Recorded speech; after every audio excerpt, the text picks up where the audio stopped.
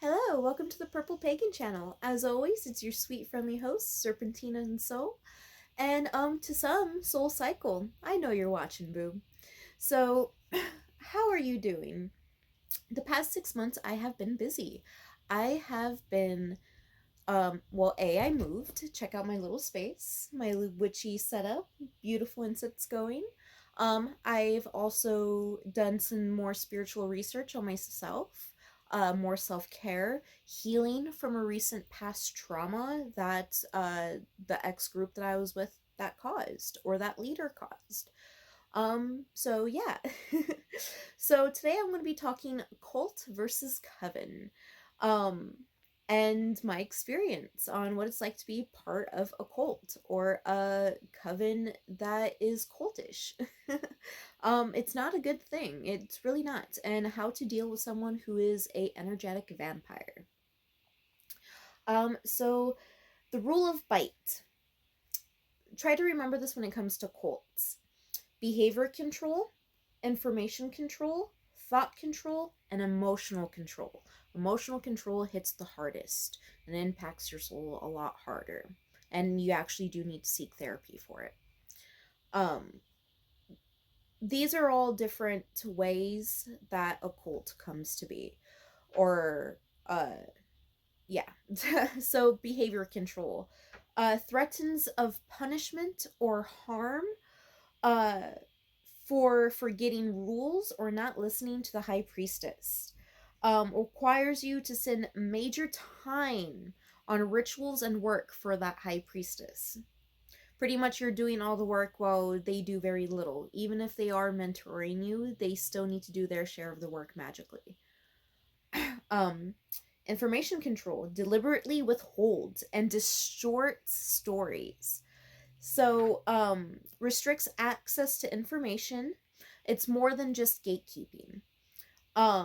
Uses propaganda, forbids you from communicating with ex members, and criticizes those members. It's kind of interesting how when someone pushes you away or abandons you, throws you out of their life, like they're good, they're the ones that become more obsessive over you. Hmm. Seems like someone needs to get their self shadow in check. Um. Anyway, yeah. Telling the other members that if forbid, like if you communicate with an ex member, you too will follow the same thing. You are no longer part of the group. You're not allowed to talk to anybody. Like they're gonna ruin your life. Gaslights you to make you doubt your own memories, encourages you to spy and report on others. Definitely the gaslighting. Um, with the ex group that I was a part of, the leader spiritually and emotionally gaslit me and manipulated me multiple times and bullied me.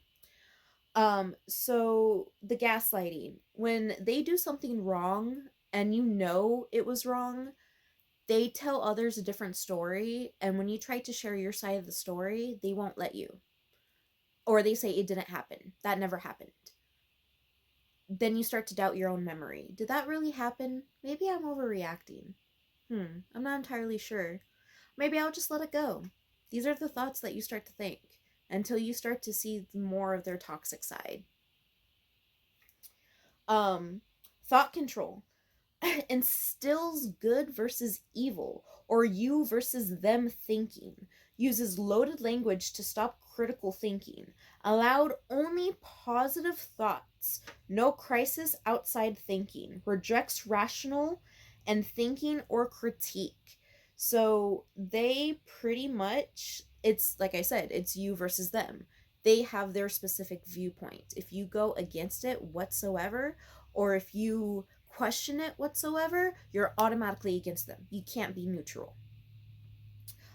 Emotional control instills fear of questioning, instills fear of leaving the group, promotes feelings of guilty and shame, unworthiness, and certain emotions. Shun for being disobedient. That's actually particularly what happened in a way. Um, I went against the leader's rule, and I had the harshest punishment. I was abandoned by my moon family, by the group I considered family. Um, but I have healed from that. I am now part of a new loving group.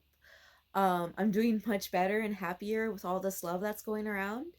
Uh, and yeah.